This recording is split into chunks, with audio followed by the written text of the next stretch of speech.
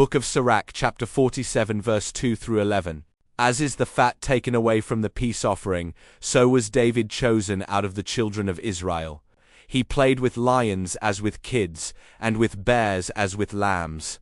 Slew he not a giant when he was yet but young? And did he not take away reproach from the people, when he lifted up his hand with the stone in the sling, and beat down the boasting of Goliath? For he called upon the Most High Lord, and he gave him strength in his right hand to slay that mighty warrior, and set up the horn of his people. So the people honored him with 10,000s, and praised him in the blessings of the Lord, in that he gave him a crown of glory. For he destroyed the enemies on every side, and brought to naught the Philistines his adversaries, and brake their horn in sunder unto this day. In all his works he praised the Holy One Most High with words of glory. With his whole heart he sung songs, and loved him that made him. He set singers also before the altar, that by their voices they might make sweet melody, and daily sing praises in their songs. He beautified their feasts, and set in order the solemn times until the end, that they might praise his holy name, and that the temple might sound from morning. The Lord took away his sins and exalted his horn forever. He gave him a covenant of kings and a throne of glory in Israel. Book of Mark, chapter 6, verse 14 through 29. And King Herod heard of him, for his name was spread abroad. And he said that John the Baptist was risen from the dead, and therefore mighty works do show forth themselves in him.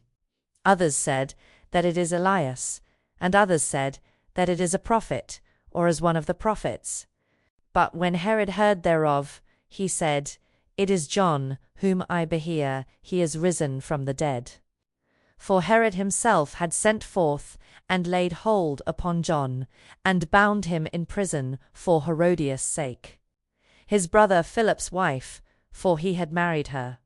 For John had said unto Herod, It is not lawful for thee to have thy brother's wife. Therefore Herodias had a quarrel against him, and would have killed him. But she could not.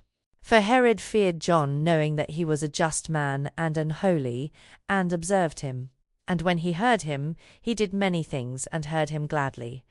And when a convenient day was come, that Herod on his birthday made a supper to his lords, high captains, and chief estates of Galilee.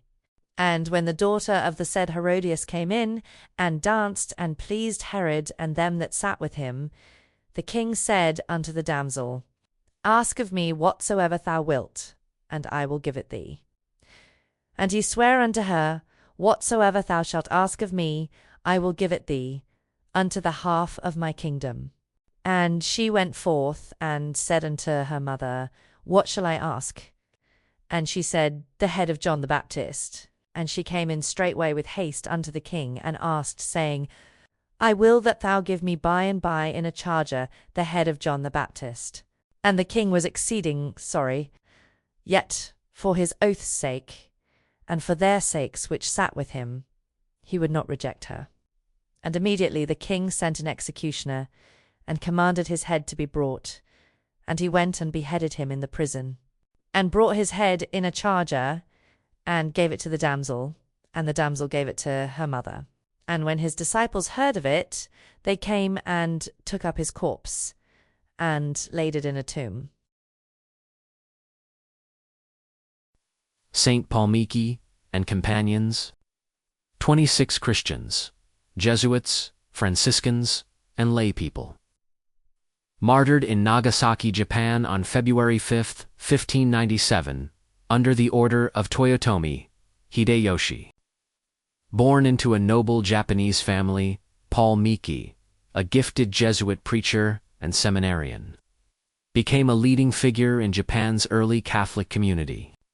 After Christianity was outlawed due to fears of foreign influence, Miki and his companions were arrested in December 1596, tortured, and forced to march over 600 miles to Nagasaki. Along the way, they prayed, sang hymns, and preached boldly. At their execution, bound 2 crosses on Nishizaka Hill, Miki delivered a final sermon, forgiving his persecutors and urging them to embrace Christ.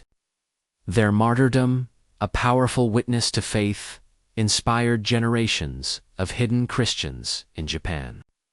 They were canonized by Pope Pius IX in 1862, and their feast day is celebrated on February 6th.